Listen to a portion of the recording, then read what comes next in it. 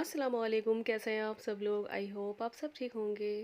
आज का ये व्लॉग मैं शाम से स्टार्ट कर रही हूँ और ये शाम का टाइम था तो बस नाश्ते का टाइम हो चुका था। तो हम सब ने चाय बना ली थी और मार्केट गए थे तो वहाँ से गुजिया लाए थे और ये देसी घी की बेक गुजिया थी और ये बहुत ही ज़्यादा डिलीशियस गुजिया थी खाने में और इनका टेस्ट बहुत अच्छा था। मीठी चीज़ें बच्चों को भी बहुत ज़्यादा पसंद आती हैं और बच्चों ने भी गुजिया बहुत ज़्यादा शौक से खाई। तो बस नाश्ता हम सब ने कर लिया था, उसके बाद हम सब आ गए थे दूसरे रूम में और बच्चे थोड़ा सा एंजॉय कर रहे थे, बच्चों ने खेला। उसके बाद हम सब चले गए थे किचन में क्योंकि हम सबको शाम के खाने की तैयारी करनी थी। नाश्ता करने के बाद बस हम सब चले जाते हैं किचन में क्योंकि शाम के डिनर की तैयारी करनी होती है हम सबको। और हम 3 सिस्टर हैं तो मिलके काम कर लेते हैं, जो भी खाने की तैयारी होती है तो मिलके जल्दी जल्दी सारा किचन का काम कर लेते हैं। तो पता भी नहीं चलता है कि कब किचन का काम हो गया। तो शाम के डिनर में हम सबने बनाया था अंडा करी और बहुत सिंपल एंड इजी तरीके से अंडा करी बनाया था और पनीर के पराठे बनाए थे। बहुत दिन से पनीर के पराठे नहीं बने थे और हम सबका दिल कर रहा था तो बस जल्दी से पनीर के पराठे बना लिए थे और ये बहुत ज़्यादा डिलीशियस एंड टेस्टी बने थे। अंडा करी हमने जो बनाया था वो बहुत ज़्यादा सिंपल मेथड से बनाया था और इसमें पोटैटो ऐड नहीं किए थे, सिर्फ इसमें अंडा करी हमने बनाया था। तो ये बहुत ज़्यादा अच्छी बनी थी अंडा करी, बहुत टेस्टी भी बनी थी। और जो इसका मेथड है तो वो बहुत सिंपल मेथड है और जो कुकिंग होती है तो आप उसको बहुत ज़्यादा इजी वे में ले तो खाना भी बहुत जल्दी बन जाता है और कोई टेंशन भी नहीं होती है। आज का जो टाइम है तो आज के टाइम में मोस्टली हर लेडीज़ सोचते हैं, हर लेडीज़ नहीं और ज़्यादातर लेडीज़ यही सोचते हैं कि किचन में जाएंगे खाना बनाने में बहुत ज़्यादा टाइम वेस्ट होगा, तो इससे अच्छा ऑनलाइन ऑर्डर कर ले। और आज का जो टाइम है वो ऑनलाइन ऑर्डर करने का है, तो हर चीज़ ज़्यादातर आज के टाइम में ऑनलाइन ऑर्डर हो जाती है। और मोस्टली जो खाना होता है वो ज़्यादातर लोग ऑनलाइन ही ऑर्डर कर देते हैं या बाहर चले जाते हैं खाने के लिए।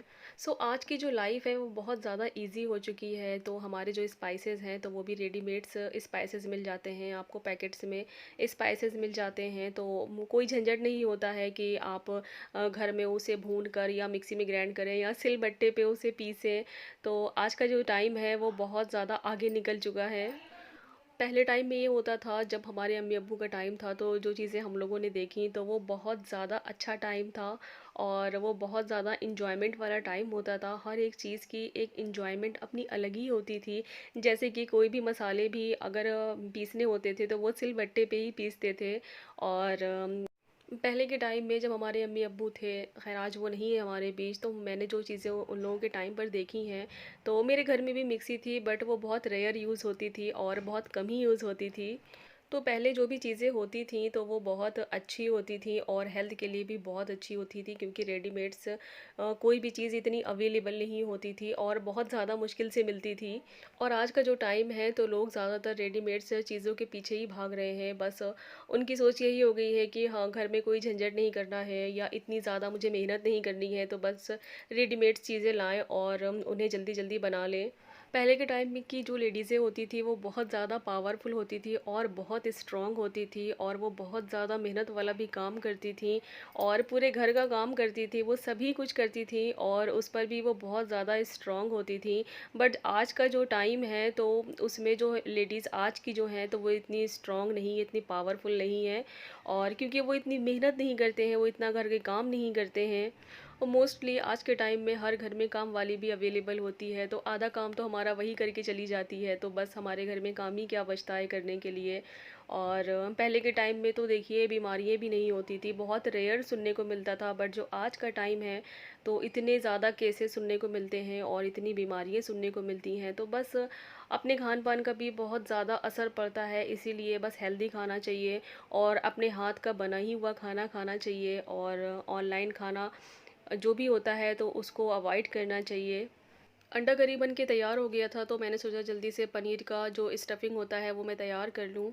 एक पैन में मैंने 2 टेबल स्पून ऑयल ऐड किया था, उसमें मैंने थोड़ी सी प्याज ऐड की थी, चॉप्ड प्याज मैंने ली थी। उसके बाद मैंने उसमें थोड़ा सा ज़ीरा ऐड किया था और जितना पनीर था मैश किया हुआ मैंने सारा उसमें ऐड कर दिया था। तो यहाँ पर मैं बना रही थी पनीर के पराठे और पनीर मैंने मैश कर दिया था। इसमें मैंने बहुत कम स्पाइसेस ऐड किए थे, थोड़ा सा नमक, थोड़ा सा रेड चिली पाउडर और थोड़ा सा मैंने गरम मसाला इसमें ऐड किया था। उसके बाद मैंने इसे अच्छे से, इसका जो मॉइस्चर होता है पनीर का तो वो सोख कर लिया था और इसे मैंने एक अलग साइड पर रख दिया था। पनीर की स्टफ़िंग जो होती है आप उसे अगर पैन में बनाएँगे तो जितना भी पनीर होता है तो उसमें जो मॉइस्चर होता है वो पूरा सोक हो जाना चाहिए, तभी पराठे बहुत अच्छे बनते हैं एंड क्रिस्पी बनते हैं। और अगर इसका जो मॉइस्चर होता है वो लॉक नहीं होगा पनीर का, तो जो पराठे होते हैं वो बिखर जाएँगे और जो इसकी स्टफ़िंग होती है वो भी इतनी अच्छे से फिलिंग नहीं होंगी। पराठों को मैंने देसी घी में बनाया था, अगर आपके पास नॉर्मल रिफाइंड ऑयल है तो आप उसे भी बना सकते हैं। और लेकिन जो देसी घी का फ्लेवर होता है, जो उसकी स्मेल होती है वो बहुत अच्छी आती है। तो हम लोग के घर में पराठे जो होते हैं वो बहुत कम खाए जाते हैं और जब भी हम बनाते हैं तो बस देसी घी के ही पराठे बनाते हैं, क्योंकि देसी घी के पराठे बहुत अच्छे बनते हैं और जो उसकी स्मेल होती है वो भी बहुत अच्छी आती है। और ये मैंने वेज बिरयानी बनाई थी, इसकी रेसिपी मैं क्लिक नहीं कर पाई क्योंकि बहुत ज़्यादा लेट भी हो रहा था, तो जो इसकी रेसिपी ज़रूर शेयर करूँगी आने वाले व्लॉग्स में। और जब भी बिरयानी बनने की बात आती है तो बस सभी की फ़रमाइश यही होती है कि चिकन बिरयानी या मटन बिरयानी बने, तो जो वेज बिरयानी बनने का नंबर होता है वो आ ही नहीं पाता है। तो बस जल्दी से आज वेज बिरयानी भी बना ली थी और जो मटन बिरयानी या चिकन बिरयानी थी उसे स्किप किया और वेज बिरयानी बना ली थी और ये बहुत ज़्यादा टेस्टी बनी थी। वेज बिरयानी में मैं ज़्यादा कुछ ऐड नहीं करती हूँ और वेज बिरयानी में जो इसका मेन इंग्रेडिएंट होता है वो पनीर होता है। तो बहुत सारा इसमें मैंने पनीर ऐड किया था। पनीर के अलावा मैंने थोड़े से इसमें ग्रीन मटर ऐड किए थे और थोड़ा-सा मैंने इसमें गोभी ऐड किया था और मेरे पास गाजर पड़े हुए थे फ्रीज़र में, तो मैंने वो ऐड कर दिए थे। बहुत सारी वेजिटेबल्स ऐड करने से तो बस ऐसा लगता है कि सब्ज़ी वाला पुलाव खा रहे हैं, तो ऐसी फीलिंग्स नहीं आती है कि ये वेज बिरयानी है।